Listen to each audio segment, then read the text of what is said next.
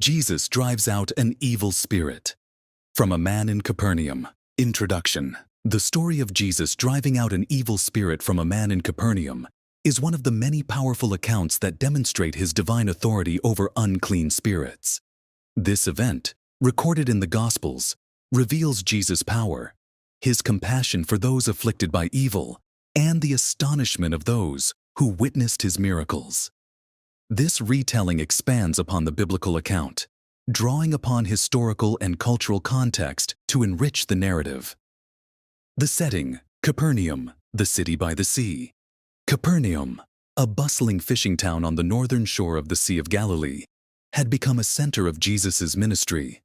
Its streets were lined with market stalls, fishermen mending their nets, and Roman soldiers keeping order. The town's synagogue stood proudly, a place where Jewish men gathered to study the Torah and discuss matters of faith. On the Sabbath, Jesus entered the synagogue, as was his custom. The crowd was eager, for word had spread about the young rabbi from Nazareth. He spoke with an authority unlike that of the scribes and Pharisees. His words were not mere recitations of the law. They were filled with wisdom, power, and undeniable truth. The people listened in amazement, their hearts stirred. The disturbance in the synagogue. As Jesus taught, a sudden commotion interrupted the gathering. A man, his face twisted with anguish, staggered into the center of the synagogue. His eyes burned with torment, his body tense as if an unseen force held him captive. He cried out in a voice that was not his own. "What do you want with us, Jesus of Nazareth? Have you come to destroy us? I know who you are, the Holy One of God." Gasps filled the room. Some backed away in fear, while others stared wide-eyed at the man. They recognized him. He was a troubled soul, known for his erratic behavior. Some had whispered that he was possessed, tormented by an unclean spirit. The demon within the man spoke not out of faith, but out of fear. It recognized Jesus' true identity, something that many in the synagogue had yet to grasp. The evil spirit knew that it was in the presence of the Son of God, and that it had no power before him. Jesus' command: authority over darkness. Jesus stood firm, his gaze steady as he addressed the spirit. His voice was calm but carried undeniable authority. "Be quiet! Come out of him!" At his command, the man convulsed violently, his body writhing as though caught in an invisible struggle. A loud, inhuman shriek pierced the air as the spirit was forced to release its grip. Then, with a final shudder, the man collapsed to the floor, gasping for breath. The evil spirit had been cast out.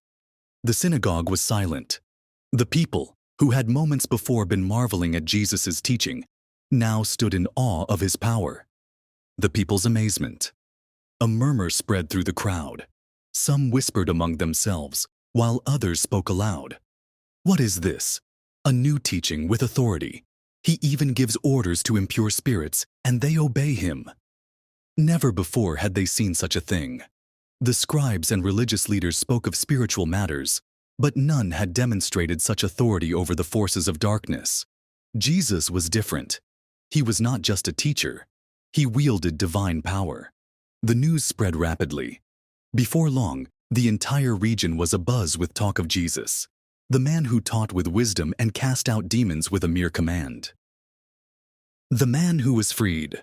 Meanwhile, the man who had been possessed slowly sat up. His eyes, once filled with torment, were now clear. He looked around as if seeing the world anew.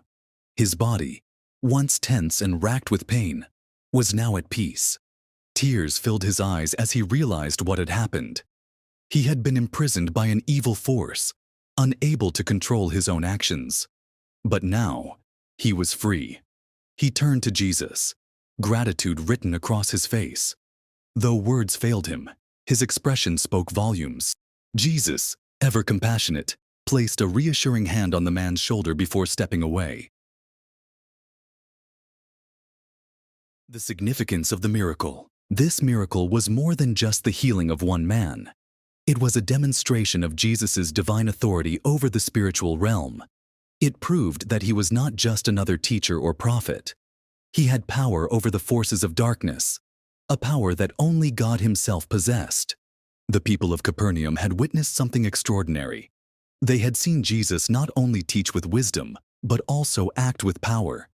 This was the beginning of his reputation as a miracle worker, a healer, and a deliverer.